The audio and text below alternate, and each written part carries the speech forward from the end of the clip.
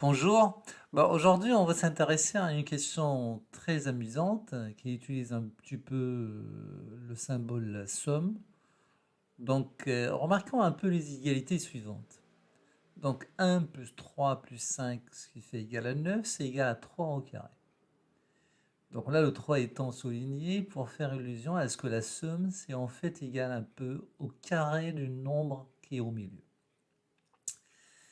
La somme suivante, 1 plus 3 plus 5 plus 7 plus 9, donc là le 5 c'est le nombre impair qui est au milieu, et bien c'est égal à 25, c'est égal à 5 au carré. On dirait que quand on somme un nombre impair, parce que dans la première somme il n'y en a que 3 termes, et dans la deuxième somme il y en a en fait 5 termes.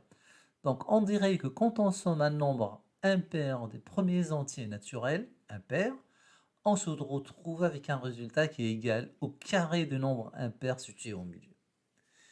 Voilà. Alors, la question est la suivante. Est-ce que ce résultat est tout le temps vrai? Si oui, est-ce qu'on peut le démontrer? Alors, tout d'abord, il faut bien formaliser la somme. Donc, il s'agit bien de nombres impairs, donc des nombres qui vont s'écrire sous la forme de k plus 1, mais il s'agit aussi d'un nombre impair de termes. D'accord? Donc là, on va essayer de traduire ceci comme ça. Quel que soit P dans N, donc la somme de K égale à 0 jusqu'à 2P. Pourquoi 2P? Comme ça, le nombre de termes sera égal à 2P plus 1 égale. Donc c'est un nombre de termes qui est impair. De 2K plus 1. Donc là, on somme les premiers entiers impairs, mais le nombre de termes, c'est égal à 2P plus 1, c'est aussi impair. Et il faut montrer que ces sommes-là, c'est égal à l'entier impair qui est au milieu. Alors, de 0 à 2p, on a 2p plus 1 terme. Le terme qui est au milieu, c'est pour k égale à p. Et pour k égale à p, ben ce terme-là, c'est égal à 2p plus 1.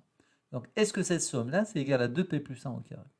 Bon, on peut vérifier la première égalité, 1 plus 3 plus 5 égale à 9 égale à 3 au carré, en donnant par exemple à p le nombre égal à 1.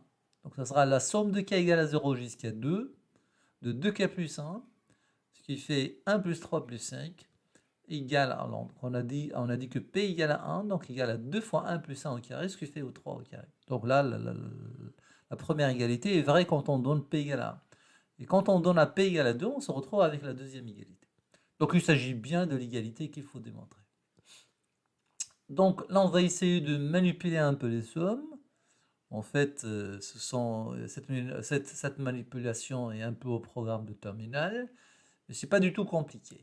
Donc là, on a la somme de k égale à 0 jusqu'à 2p de 2k plus 1, c'est égal, donc on linéarise, la somme de k égale à 0 jusqu'à 2p et des 2k plus la somme des 1 pour k variant 0 jusqu'à 1. Alors, on fera sortir le 2 parce que c'est constant, il s'agit bien d'un produit, c'est comme si on mettait 2 en facteur, donc 2 la somme de k égale à 0 jusqu'à 2p des k plus la somme de k égale à 0 jusqu'à 2p de 1. Alors, la somme de k égale à 0 jusqu'à n des k, bon, c'est une somme qui est très connue. Donc, soit on la montre par récurrence, la somme de k égale à 0 jusqu'à n des k, c'est n facteur de 1 plus 1 sur 2, par récurrence. Sinon, bon, on la voit comme étant la somme de termes consécutifs d'une suite arithmétique.